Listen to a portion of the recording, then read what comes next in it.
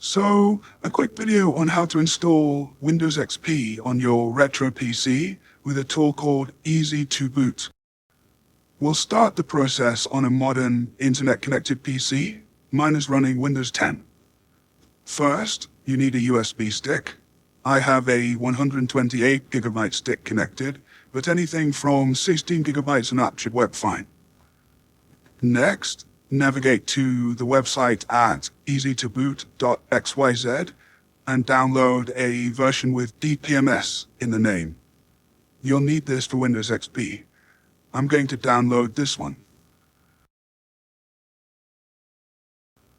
Once you've downloaded and extracted the software, you'll have these files.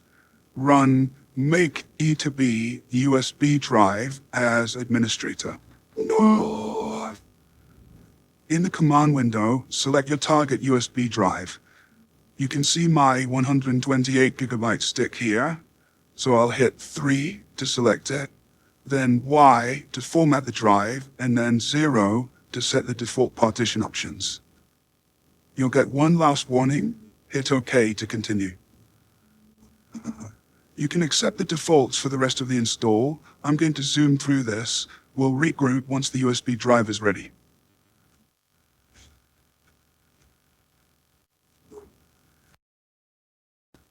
Okay, the drive's ready. We have an E2B partition mounted as my drive F, and these are the files here. Next, navigate to ISO, Windows, and XP.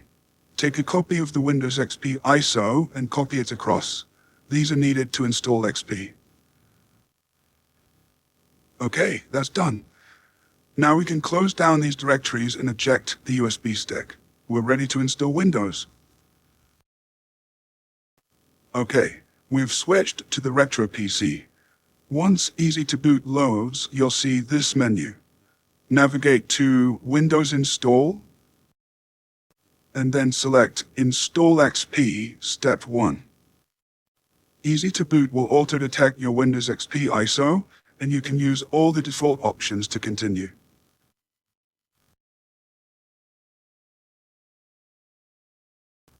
The Windows XP text mode setup will start. I won't go into a ton of detail here as there are other XP install guides that cover this. I'll select the default options to continue.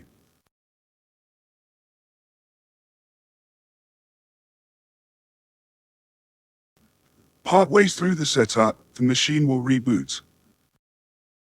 Once you're back at the Easy2Boot menu, navigate to Windows Install, and this time select Install XP Step 2.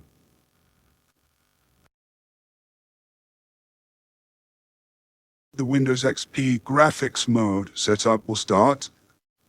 Again, I'm going to select all the default options to continue.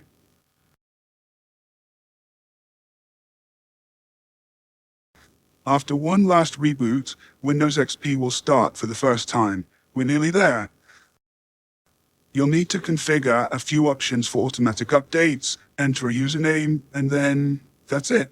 You're running XP. Hope you found this guide useful. Please post any questions in the comment section below. Enjoy!